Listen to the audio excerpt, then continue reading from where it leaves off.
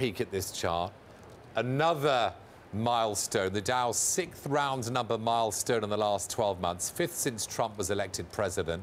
The 1,000-point climb from 22,000 took 76 days. There are some stats for you. Where does it end, John? When does it end? Even better. The when does it end is obviously the killer question. Yeah. This year, it's just been a very supportive year. China's done a good job. I mean, the US is interesting because it's not been the top performing equity market. You've had emerging markets probably 10% higher this year. So actually, even though you've had all those milestones, that's without it being the outlying market. And it just goes to show what can happen if nothing goes wrong with European politics. Chinese policy, they managed to stop those outflows of currency that they were suffering. And then inflation doesn't really pick up, so there's no really pressure on the Fed to raise rates more quickly. Can we see, and this is a question I know you're looking at, can we see a US earnings recession without inflation spiking up first? So that's the key question, because otherwise you can use inflation, use that normal late cycle dynamic to hedge yourself. More inflation-linked assets, moving away from nominal assets. So we've been looking at it. It's happened twice before. So it happened in the 1980s and it happened a couple of years ago with oil. And it really comes down to, can you get a margin squeeze that causes investment to go into, to backtrack, without a broader kind of growth shock? And it is possible. So people talk a lot about elevated margins in the US, but a lot of that comes from tech. If you take tech out of the S&P, then actually margins are only just above their 10-year average. So it's not actually they're as elevated as people make out if you take out the big winners.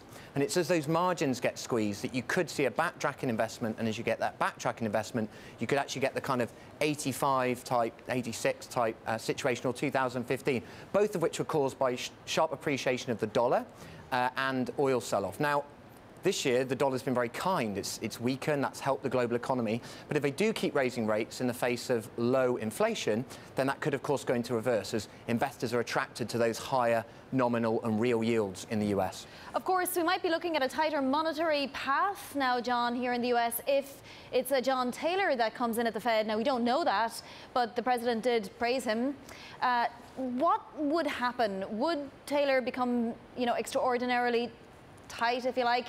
His rule would suggest 3.75% would be the rate that he would want to be at right now, or might he be more pragmatic?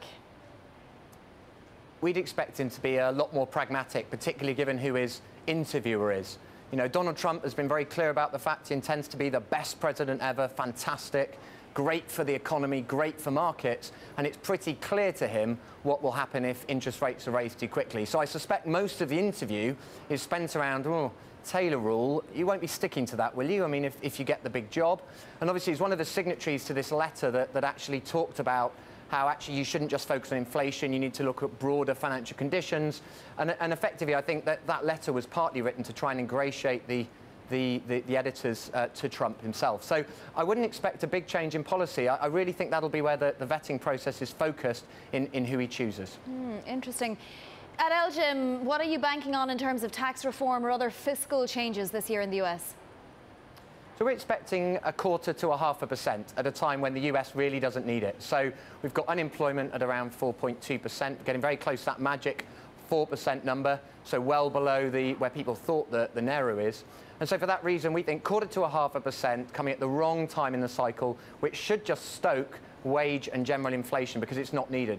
We saw a similar pattern in the mid-60s. So just with the onset of the Vietnam War, you had very low unemployment, very low inflation.